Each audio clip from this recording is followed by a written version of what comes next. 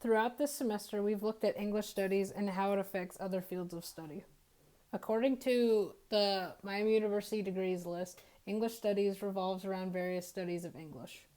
Some of these subcategories within English studies include literature, creative writing, professional writing, linguistics, and cultural studies. Keeping these in mind, it's safe to say that this major can ultimately be applied to nearly everything, such as other majors, work, and everyday life. Furthermore, English studies doesn't just revolve around writing or literature. It can be seen in films, menus, discussions, or even texts. To prove that English studies can be used in almost everything, I chose to look at how this field of study can affect video games and gender stereotypes within them. Throughout the years, video games have become a more popular form of media.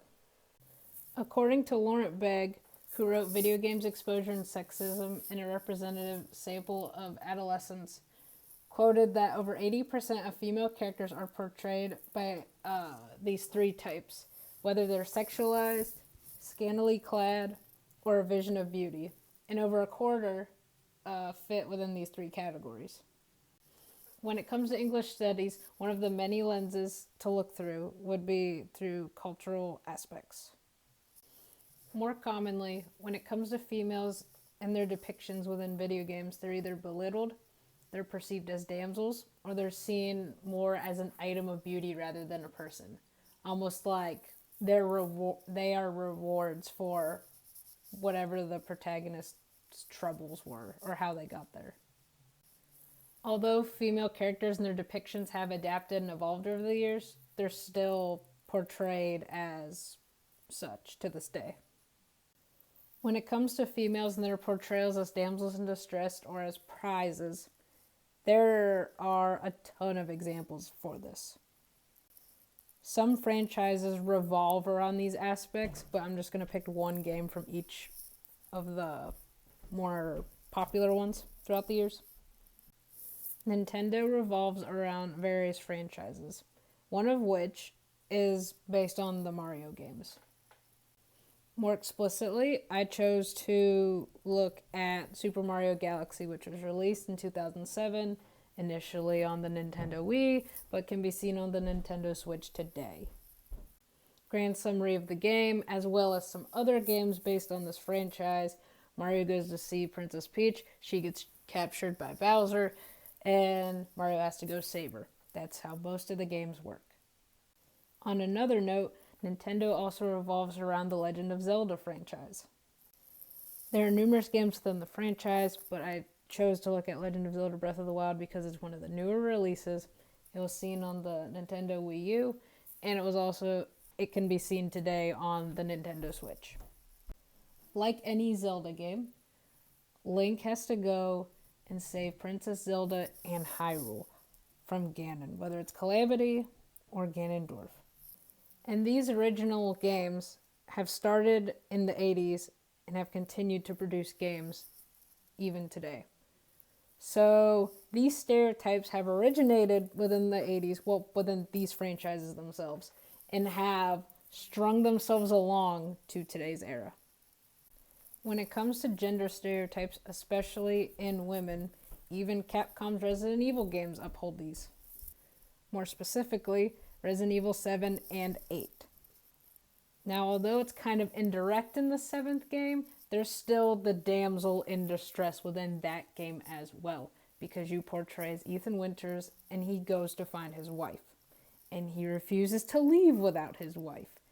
And at the end, you're given an option whether you leave with your wife or leave with the resident's daughter.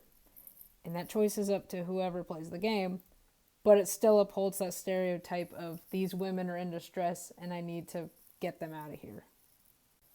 Furthermore, this could also emphasize the other point that male characters go through all this trouble just to get that woman as a treasure of some sort.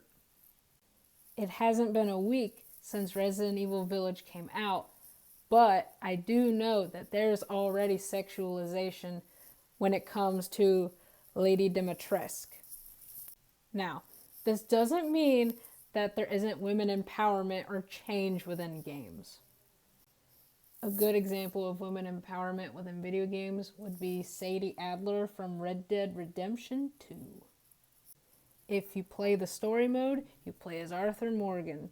And in the very beginning of the game, you go and find Mrs. Adler in a rather hostile state.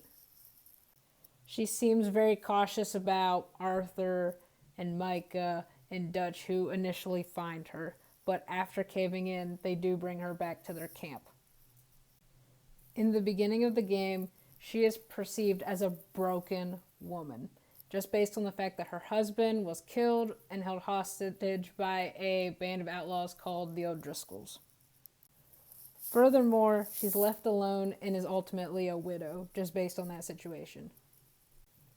However, as the game progresses, we see that Sadie starts to branch out from these gender norms and stereotypes. For instance, she goes and instead of dressing in a dress and lace and all that, she prefers some slacks, a vest, some boots, etc., etc. She also knows how to shoot, and towards the end, she does allegedly try to uphold that leader role while Arthur and them are away. So from start to finish, we see her as this broken woman, but she evolves and changes into this woman empowerment figure within the game. Now, how does English studies show itself within all of this? Well, there's a couple different reasons. One of which is the messages perceived within the game. Another is the story within or behind the game.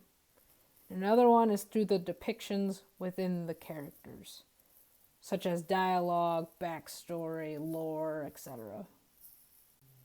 When it comes to gender studies and sexualizing women within video games themselves, English studies can still be seen throughout. Whether it's a conscious thought or not, it's still seen. Because as stated earlier, English studies is seen within various medias and not just books. They are seen within films, video games, and other medias. Not just books and not just text.